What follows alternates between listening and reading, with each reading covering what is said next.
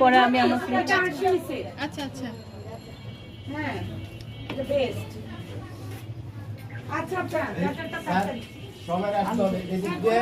plate নেবেন এদিক দিয়ে চলে আসবেন আচ্ছা পুরানো কেমন বুঝতে পারছেন এই যে দাও মাংস সব মোটা দাও পাইছো মাংস